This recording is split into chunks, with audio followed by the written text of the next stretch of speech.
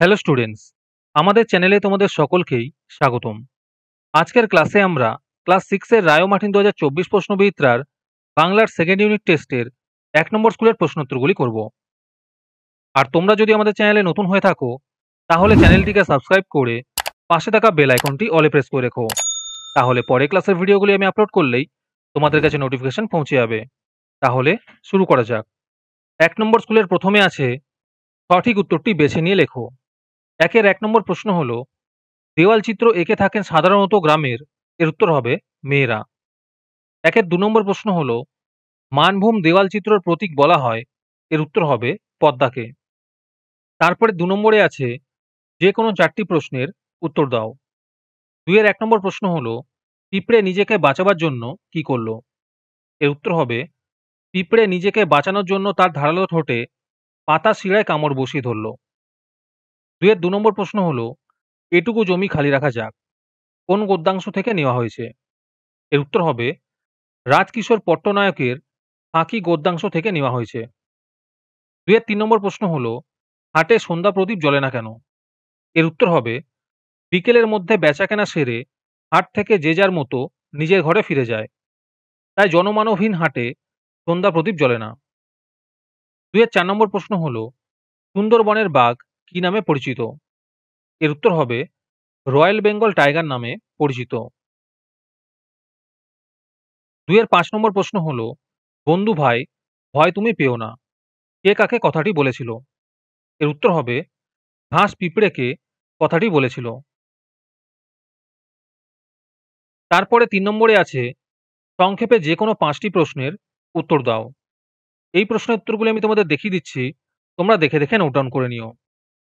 1 নম্বর প্রশ্ন হলো, বাঘ জননী লজ্জা পেয়েছিল কেন। 2 নম্বর প্রশ্ন হলো, পাতা গাছের কি প্রয়োজনে লাগে। 3 নম্বর প্রশ্ন হলো, তুই করবি বাগান, বাবা কেন এমন মন্তব্য করেন।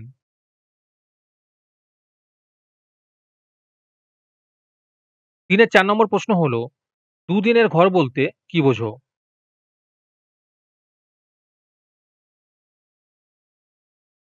5 নম্বর প্রশ্ন হলো, মেয়েরা কখন কিভাবে ভাদুলী ব্রত পালন করে।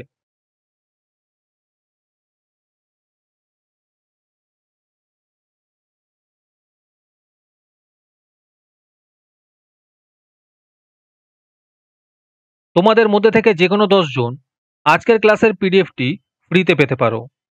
তার জন্য তোমাদের এই ভিডিওতে লাইক, সাবস্ক্রাইব এবং একটি সুন্দর কমেন্ট করতে হবে।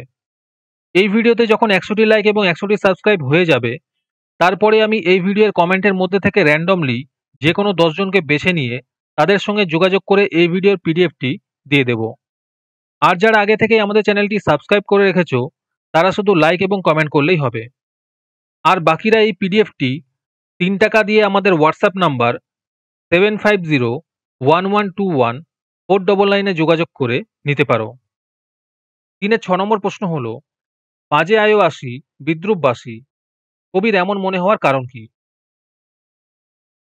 7 নম্বর প্রশ্ন হলো, যেখানে বাঘের ভয় সেখানে সন্ধে হয়, প্রবাদটির মর্মার্থ কি। তারপরে 4 নম্বরে আছে সমচ্চারিত ভিন্নাত্মক শব্দগুলি দিয়ে বাক্য রচনা করো।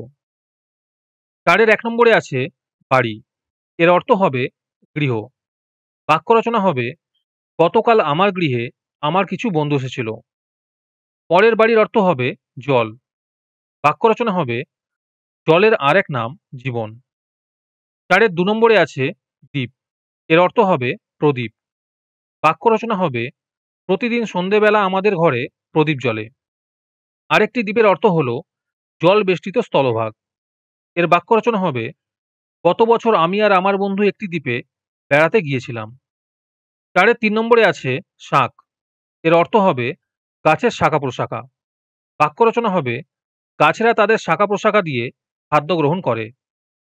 আরেকটি শাকের অর্থ হবে শঙ্খ। বাক্য রচনা হবে, বাড়ির মহিলারা সন্ধেবেলায় শঙ্খ বাজিয়ে পুজো করে। তারপরে 5 নম্বরে আছে পদান্তর করো। 5 নম্বরে আছে ভৌগোলিক, এর উত্তর হবে ভূগোল। 5 এর 2 নম্বরে আছে জ্যামিতি। এর উত্তর হবে জ্যামিতিক। তারপরে 6 নম্বরে আছে অনুচ্ছেদ রচনা করো। 6 এর 1 নম্বরে আছে বিদ্যাসাগর। উত্তরগুলি সুন্দর করে দেওয়া আছে। তোমরা দেখে লিখে নিও।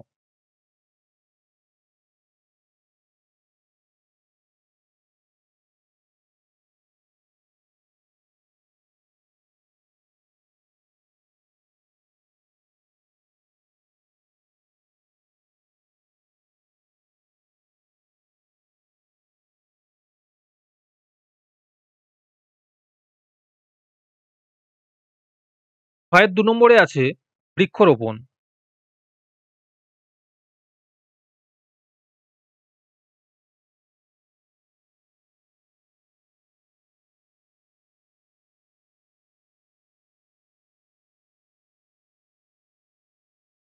আজকের ক্লাসটি তোমাদের ভালো লেগে থাকলে অবশ্যই একটি লাইক এবং বন্ধুদের কাছে শেয়ার করে দিও।